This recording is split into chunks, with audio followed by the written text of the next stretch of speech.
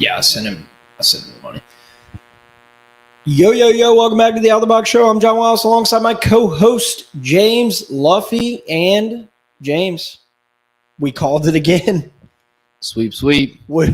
I mean, dude, we could be like, you ever see those signs on light poles that say like psychic readings and then it just says call this number? Yeah. I wish you had the option to bet the sweep, because then we would be making a killing. I know, dude. It's aggravating. LSU baseball sweeps the Alabama Crimson Tide. It was a great weekend. Saturday, the weather was a little bit bad. Thank you to all of those who came out to our 150th episode celebration tailgate. It was electric. If you know, you know.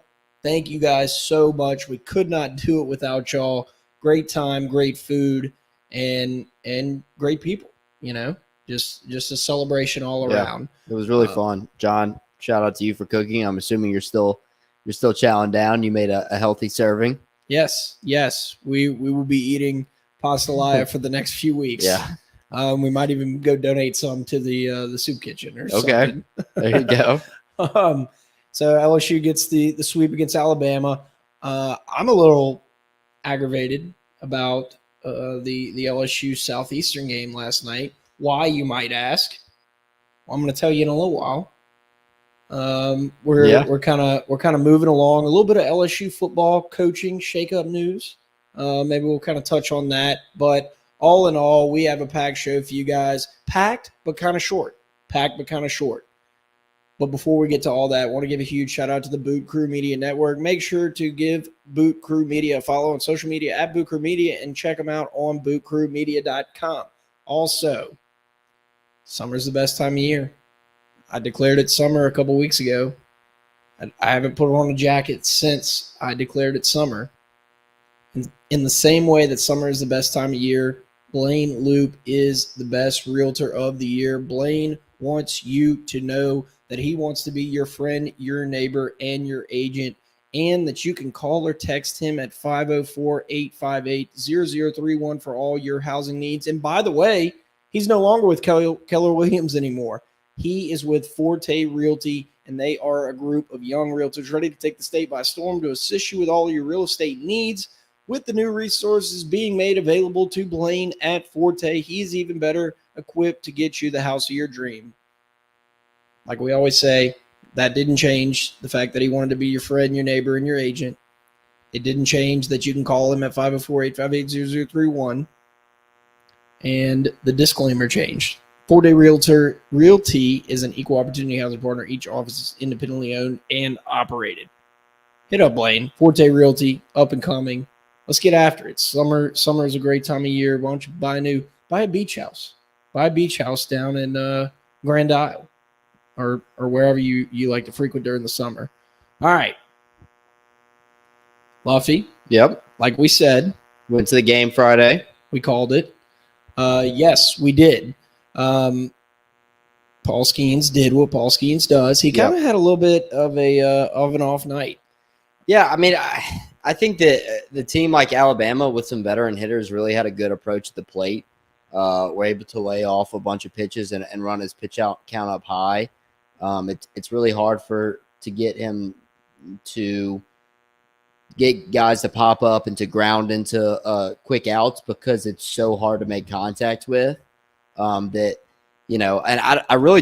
don't think he really had much of an off night. He didn't walk anybody, but he got hit a couple times, but it really was solid.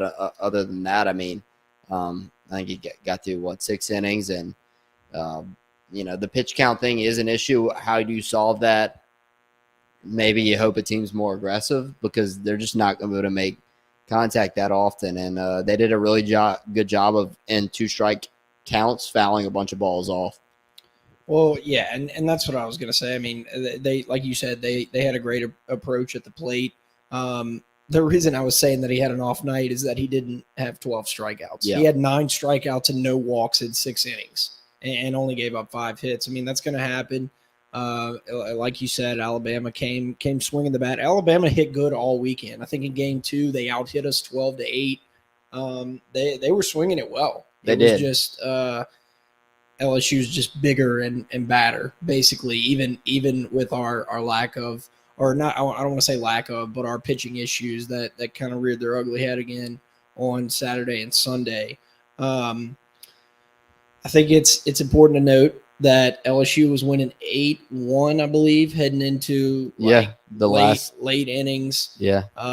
Griffin Herring came in. You know, he's been our most consistent starter after Skeens comes out. Kind of got roughed up a little bit. Gave up 5 runs, had 5 strikeouts, 2 walks. You know, I mean, it was 8-2 with 2 strikes and 2 outs in that game, and it ended 8-6. Did not go well from that point on. Was sitting with Stinson. Y'all were already at walk-ons. Yes. Stinson had to pee, so we literally left with 2 outs. I was like, let's just stay. We left with 2 outs left. We're walking to walk-ons to meet y'all, and we missed everything that happened. So I don't know what happened. I'm just glad we won. I know Bryce Collins came in to finish the game off. But yeah, that's not good there. Don't want to have to burn an extra pitcher with 1 out left. I think it was just kind of snowballed, right? Like they were stringing together hits. I mean, Griffin Herring in 2 2/3 threw 72 pitches. I mean, he was just kind of pitching to contact, and the ball, for lack of a better word, was bouncing funny. But it was kind of like, okay, like, 8-3, 8-4. You're like, all right, whatever. Let's go ahead and wrap this thing up. 8-6. And then they had runners in at 8-6, and I was like, shit, this isn't good. And they had runners on. It's like the winning run was batting. Here we go. They had two men on. The winning run was at the plate. Yeah, I mean, I wish I wouldn't have tipped that better in Ohio off. Yeah. To the live bet of Alabama. No, I'm just kidding. If you haven't heard, was it Ohio that shut down all action on the Alabama baseball games? Yeah. I think they looked into it. I think they found no foul play. They just thought it was odd that a large amount of money got placed on a live bet for Bama, and then they end up coming back and like almost tying it. But either way, a dub is a dub. And shout out Cruz. He hit a 3-run bomb. Tommy White was incredible all weekend. He hit that little fade cutter to right field, and then Cruz smoked a 3-run home run. I think it was like in the 3rd as well. Those guys came up big this weekend, and that's what you need. I mean, that's what we're going to need to win series, and those two, just having those two back-to-back in the lineup is really special. Yep. It was game 1 that LSU got out-hit. We got out-hit 12-8. Yeah. And it just kind of shows how, we had Cruz and White with the home runs, and that kind of cleared the bases. But it's just the more disciplined, I guess, team prevailed, although we looked a little sloppy in the 9th.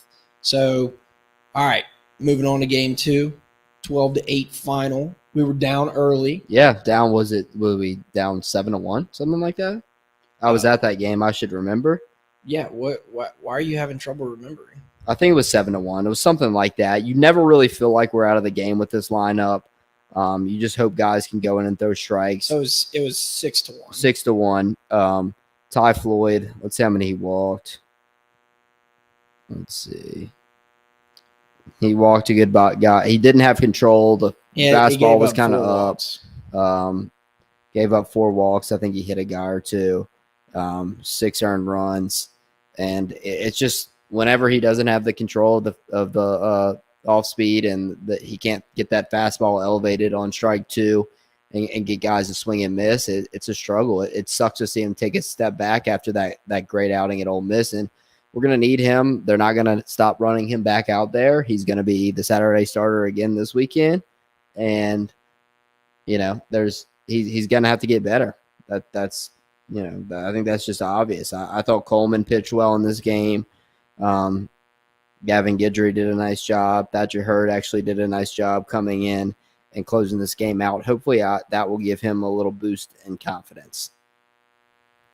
Yeah, I mean, it was a whole staff day after Floyd, came out of the game after 2 2/3, and that's what we talk about on this podcast all the time is your Saturday guy. When they get into trouble early, it's like, who do you go to? And when you have a bullpen that's as they have some bright spots, but as unsure as this bullpen is, it's just so crucial, especially with the SC tournaments in a few weeks. We were just talking about that, regionals, Omaha. I mean, you name it. You have to be able to have your Saturday, your game 2 guy go out there and eat up innings and 2 2/3. No matter, granted we end up winning against Alabama, but say for example this is Vandy. Say for example it's South Carolina, Florida, which we'll see how the SC shakes out. But I mean, we won because it was Bama. And this is, what this team does is overpower people. I really thought Bama played well this weekend. They didn't really pitch that bad. It's just when you have Dylan Cruz, he had 2 hits in this game. Tommy White was incredible again in game 2, 3 hits. When he comes up to the box and they're playing Desperado, when he comes up to hit in the box and they're playing Desperado, it is special. Every time I'm in there, I feel like he's getting a hit. I'm really glad that we went this past weekend and got to see those guys in person. Again, we'll have Tommy White again back next year, but to see that Cruz White is a scary thing. And shout out to Jared Bear Jones hitting a bomb as well in this game. He again hit another big bomb in the Sunday game, but a really solid weekend for him. I'm glad to see him kind of get back going. Yeah, and that was another thing. Like, this would have been a great live bet opportunity for LSU baseball. Like, I mean, we actually went to walk-ons 2 nights in a row. Mm-hmm. That's where Lynn Rollins hangs out. So I'm definitely okay with just spending all weekend there. But speaking of Lynn Rollins, he had a couple good zingers while you were at the game. We were listening to it. One of which, shout out Cal. He always go to tweet it, and it's like he already tweeted. He's already tweeted it. Yeah. Cal's ready, man. He's ready. He must have to go to Wi-Fi at the house. Yeah, he's ahead of y'all on the stream. I mean, I have an iPhone 1, so no. I mean, the one notable one. One of my favorites was that Cruz was moving around second base like an ice cube on a hot griddle. Yeah, that was a classic. I like that one. I was in the bathroom and I heard he goes, "Oh wow, so and so got caught window shopping." And me and the guy in the bathroom just looked at each other, and he goes, "Did he really just say that?" I said, "Yes, he did." Like, it was awesome. That's great. But yeah, treasure, absolute treasure. If I think of a few more, there was I swear there was one more that I couldn't remember. And I actually am keeping a list of quotes that he says in my notes in my phone, and I'm going to be at the end of the season, I'm going to say my favorites and some of the other good ones. I actually did write down a couple others. He said that one darted like a hummingbird.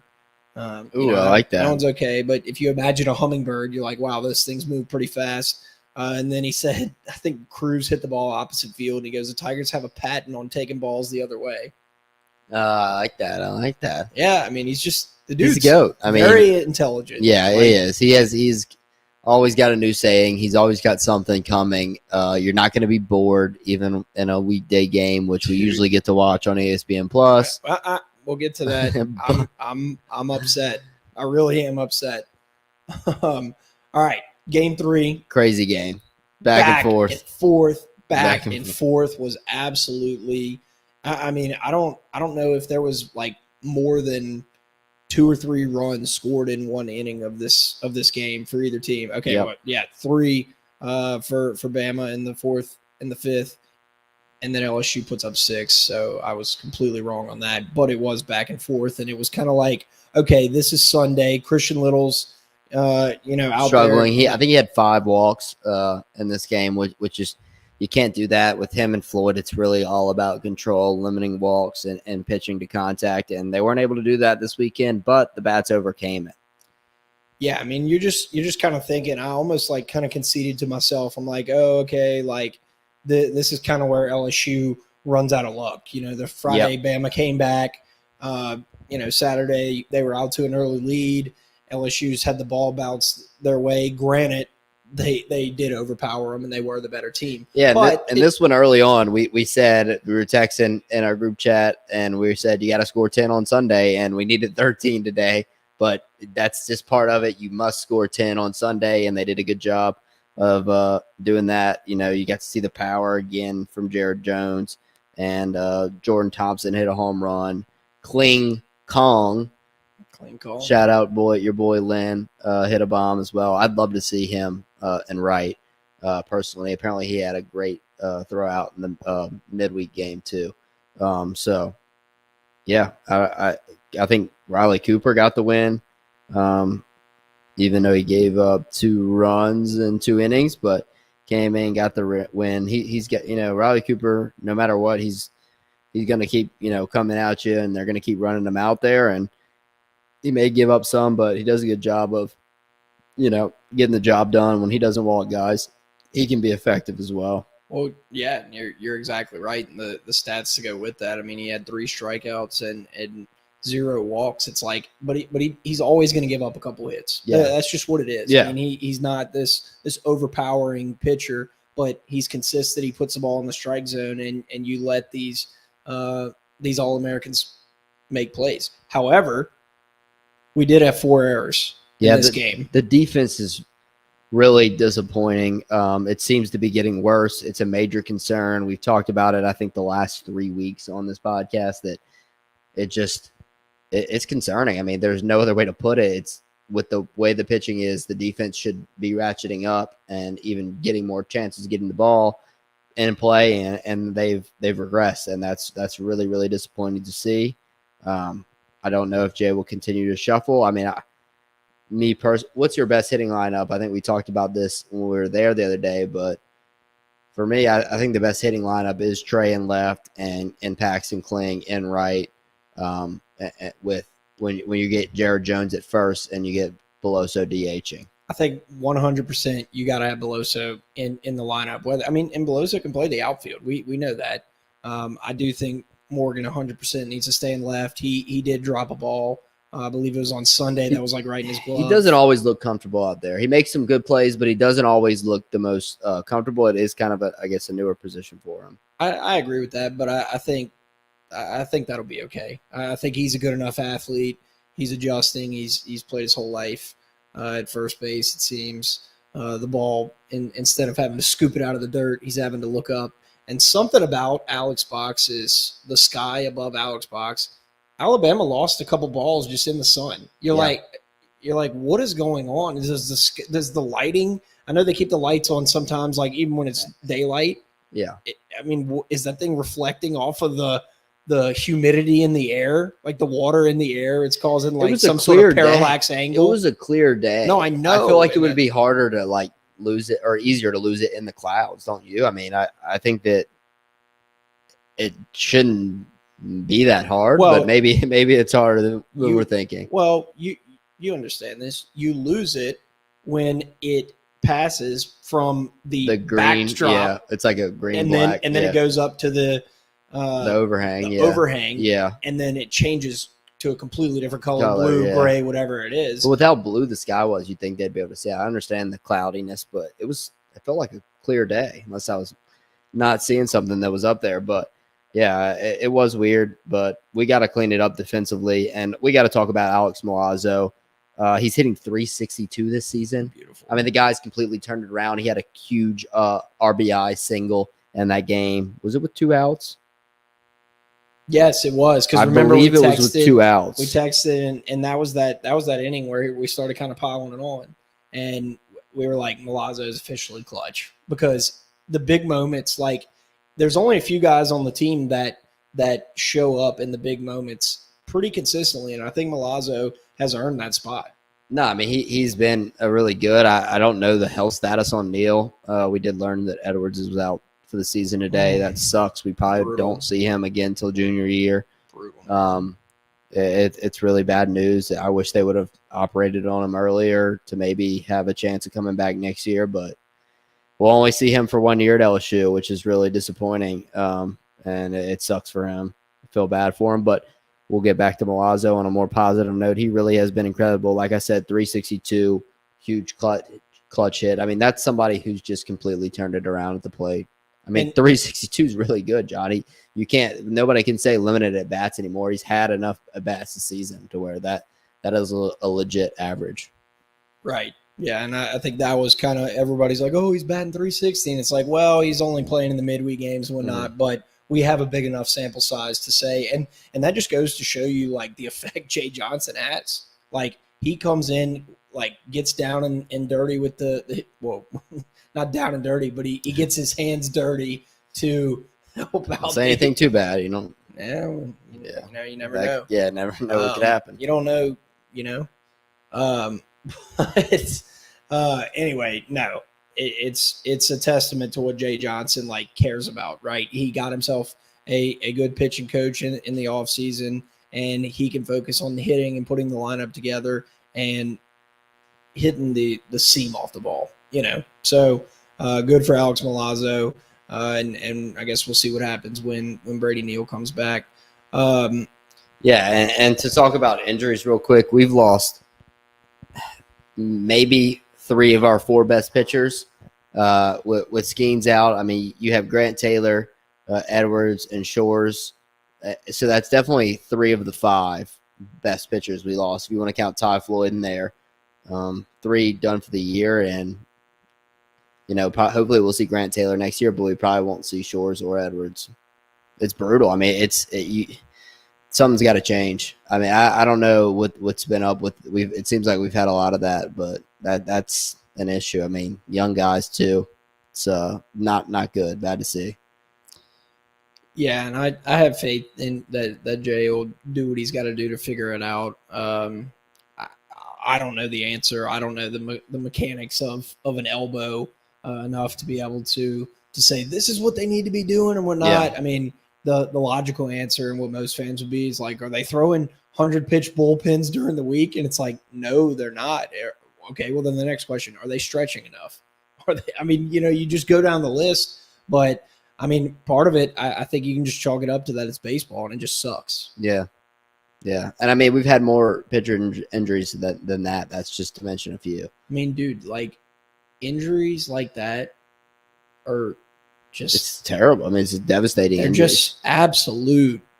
Just. Yeah. Over a year recovery. Garbage. Yeah. Yeah. And you know, if you come on, man, I was putting that on the tee for you. I was gonna add something else before we ended it, but Martine, if you need a porta potty, you need a storage container, you need a luxury restroom rental, you're having a party, you have to call Workbox LLC. Ask for Martine. He's the best. He's great on the phone. Call Workbox at 225-343-4886. If you need a storage container, portable office, luxury restroom rental, roll-off dumpster, call Martine at Workbox. It's 225-343-4886. All right, what were you going to add before I laid it up for Completely you? Forgot now. Okay. No, but I mean, Tommy White, probably my MVP of the weekend, followed by Milazzo, I'd say. And Travinsky had another big home run. We didn't even mention that in game 2. So I wanted to go back and shout out him too, because that's a guy, again, for the second week in a row, is essentially won us a game. So yes, it's like so defeating to just have this dominant baseball team, but it seems like the general consensus throughout the season is like there's just this touch of a shade of doubt. And we're good enough. We've proven to overcome even these glaring issues. But it's just like I mean, a lot of teams have problems. Every team has injuries. It just seems like it's been a lot. And in my opinion, happened to 3 out of the top 4 guys, pitchers. Yeah, I don't know, you know, another answer other than that's just absolutely brutal. All right, so let's get to the midweek game that we couldn't watch and that we can't give any analysis on because we didn't get to watch the game because at 6:00 last night I left. Or no, game was at 6:30. Yeah, I left work. I was actually going to work late. You know, try to get ahead, kind of take care of a few things before I left. I said, you know what? I'm going to go home, watch the baseball game. It's going to be a great evening. Sit down in the chair. You start to refresh the ESPN app, and you're like, oh, they must not have just put it on there yet. It might pop up right whenever the game starts. Oh, okay. Right at 6:30 is when we find out that because of technical difficulties, you're not going to be able to watch it. Yeah, we were checking like Twitter, like to see where the stream was, and then it was just not there. I just don't understand. I don't. It seems like this year more than normal. It's been messing up. ESPN Plus has been terrible, but it doesn't. It kind of maybe seems like it's Southeastern fault. I don't know whose fault that is, because some of the reporters and beat writers were tweeting, like Grant and Leah. I saw them tweet that they didn't have like power or Wi-Fi, but they had to have had power because I think the scoreboard was working. University, and then the lights were obviously had to be on. You could listen to the radio. Yeah. I mean, listen to the radio is great if you're like changing the oil in your truck. Wi-Fi. Yeah, no, I mean that's what we did. We popped it up on LSUsports.net on 98.1 and just radioed it. So that's my analysis for the game. Apparently, Kling had a sick. Dugas hit a home run, so hopefully he's back. And apparently, Kling hosed somebody from right. So that's cool, but we didn't get to see it. Again, there was no video. I watched a few episodes of Sopranos during the game. It was just so defeating. It's funny because like they actually did. I guess LSU had their cameras, like their hype video cameras. I don't know what to call them. And people were like analyzing Dugas's home run swing. Like, this looks really good. He looks back healthy again. It's like that's all we got. You know. I love getting on like the Tiger rant and just seeing like people have some fantastic jokes about like unfortunate stuff that happens. Yeah, it's like, and you know what? That probably pissed so many people off. Like dude, yes. We're thinking about it on a smaller scale, but like there's had to have been thousands and thousands of people. Dude, like 350,000 people follow the LSU baseball account on Twitter. Like that's stupid. Like, I mean, you got to think like what? At least 30% of them are trying to watch the game, at least. So yeah, and I mean, people that don't even have Twitter are trying to watch the game too. So I mean, I think a lot of people are pissed. And Southeastern. What if you're a Southeastern fan that doesn't live in Hammond and you want to watch your team play against the number one team in the country? That's probably the game you're going to watch, right? You're Tuesday night, you're at home, and you want to flip on your team to watch and play the number one in the country, or maybe you're a parent of one of the kids and your son's pitching and like you can't watch them. You can't make it, and you have to work and you can't, that's kind of ridiculous, but that's all I got. It is 10-run rule. We've won, a third of our games on 10-run rules. That's a hell of a stat. And we would actually have more, John, because some games they've decided not to do the 10-run rule. So we would have more. Yeah, I mean, that's something they decide, I think, like right before the game. Yeah, with the coaches. But yeah, another notable thing too. We need to come up with our vote for what we need to call Cruz and White. Yeah. I know Ronnie Rance on the broadcast on Sunday, I believe, was trying to come up with a good duo name. It's hard to come up with something. It almost needs to be just fluid. What's the word? I don't know. Spontaneous. What's a better word? Whatever it is, Lynn Rollins needs to be the one to like use it in a like phrase. He needs to get really excited on like Tommy White or Tommy White home run, and then Cruz hits a home run after, or something like that, and he goes off. Yeah, I agree. It needs to be organic. Is that a better word? Yeah, it's like whenever you're like, what should it be? You can't force it's like you asked for it, Yeah, you can't force it. I did see Bash Bros with like the B, Bros spelled Cajun style. But I don't know. That's hard. That's one thing I just think you can't force. Okay. Well, yeah, no, I think that I agree with that, Luffy. You want to talk about Jeff and Casey at the house? Then I'll talk about LSU football. I do. Jeff and Casey over at the House Bar in Tigerland. Graduation is here. All those long hours studying and all those nights that you stayed in and didn't go party, you're set free. That's my advice for all those who have worked hard and are graduating. It's graduation season. House Bar in Tigerland has you covered. Luffy's brother is graduating. Shout out Chris. He's graduating. What's the day? May 16th, 15th, whatever. Doesn't matter. Luffy will be at the House Bar. Oh, graduation day? Yeah. It's the 19th or 20th? Luffy will be graduating. 19th and 20th. He will be celebrating his brother at the House Bar in Tigerland. Great people over there. We just re-upped and renewed our sponsorship deal with the House Bar. They've been with us since day one. Make sure to get on over there. Follow him on Twitter at Tigerland House and on Facebook and Instagram at House of Tigerland. Also at houseintigerland.com. One more thing. LSU moves to 36-8, 15-5 in conference play. That conference number looks a hell of a lot better than it did when we were 9-5, right? Yeah. These last two sweeps have been absolutely crucial. Granted, not against the best teams, but now we're just bolstering our record heading into the postseason. Yeah, and I don't know if you want to say lock up for jinxing purposes, but if you win 2 of these next 3 weekends, I think you've pretty much locked up a national seed. I mean, if you only lose one SEC weekend, I think you've kind of locked up the national seed. And to talk briefly about the SEC tournament, I think the format needs to be changed to where it's less games because of like these pitchers' healths, and you'll see teams almost go in. I don't think Tennessee pitched Dolander last year, did they? Verlander, Dolander. He's the next Verlander. Yeah.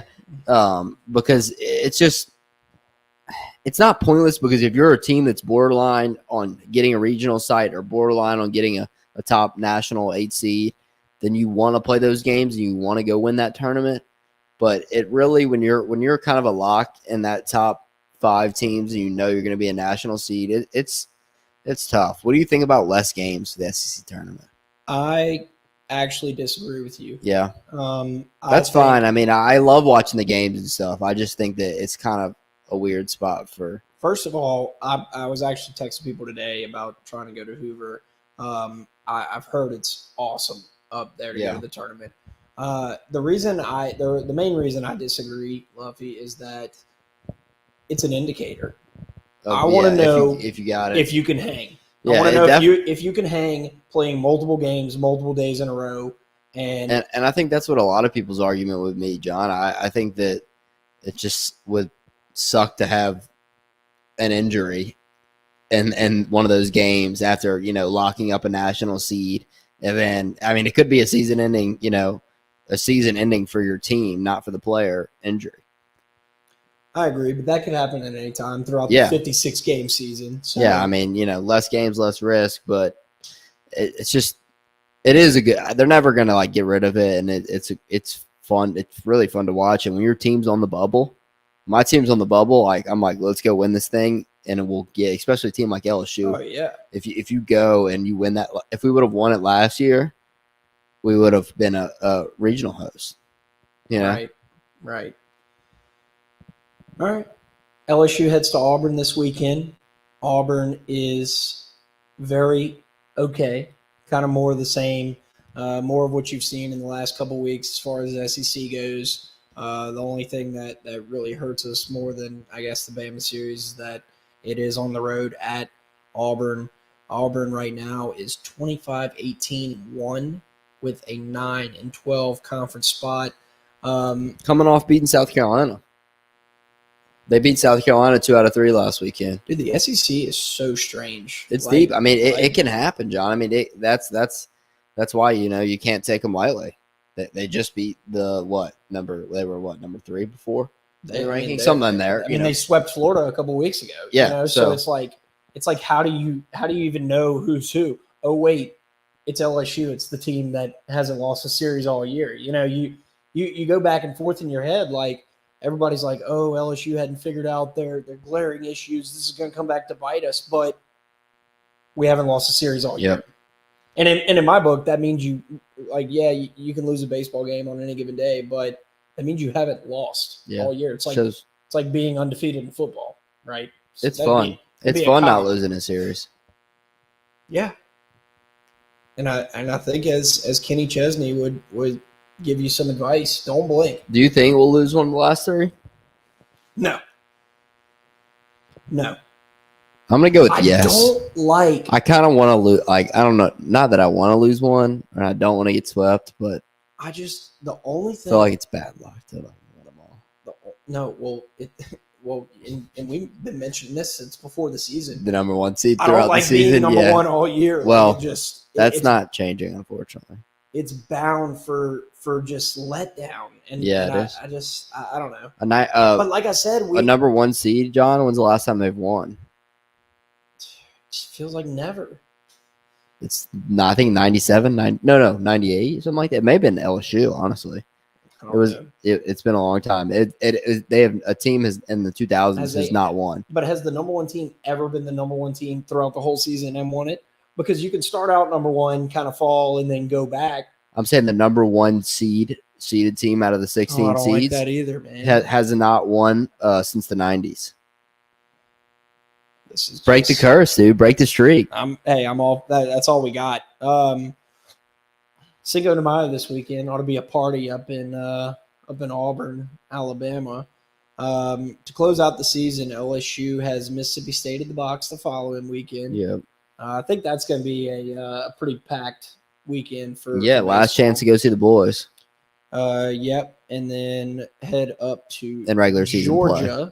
Yep, head up to Georgia for a Thursday, Friday, Saturday. Solid club into the regular season in the SEC tournament.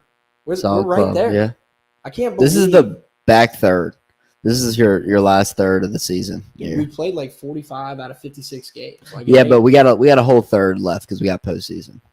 Oh no, dude. Yeah. I'm just saying, it's like wow. It is crazy. You're right. It's crazy. I mean, I just sit here and run my mouth each week, and then all of a sudden I look up. Season's over. LSU's still number one. Yeah. So.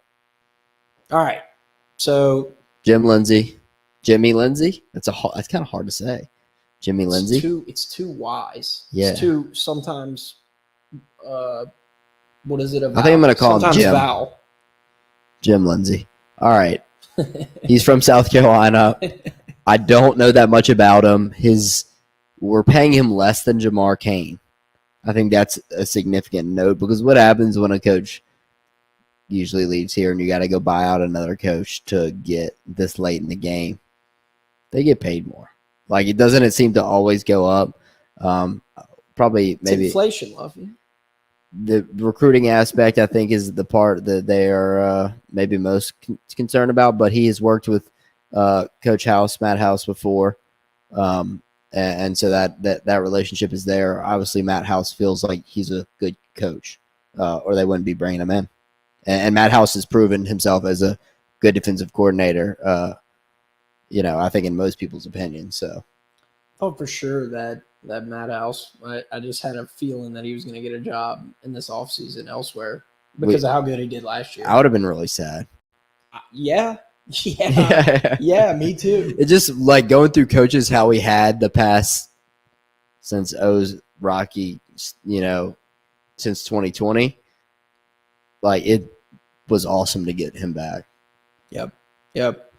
Some other news that I think you're probably more excited about than the previous is that Polian is departing the program. He was already moved to an off-field role anyway. Yeah, I think that's what that was kind of. I feel like he gets a bad rap. Yeah, I mean, whenever he moved to an off-field role, like I think everybody was like, "All right, who cares now?" As long as it's notable. But and we talked about him not having the best situation as far as like the players because we weren't that deep as far on special teams, but still he wasn't a good special teams coach. I think that's fairly obvious, but he's going to be the AD at his old school. Good for him. I mean, I'm sure that's the next step of moving up, whatever he wants to do. Whether he wants to be an athletic director at a bigger school. Pad. Yeah, I mean, it's a good, step, but I think that Frank Wilson's kind of going to be that head of recruiting now. I think he had already kind of moved Polian off that and moved Frank Wilson up because Frank Wilson's the GOAT. Go Tigers.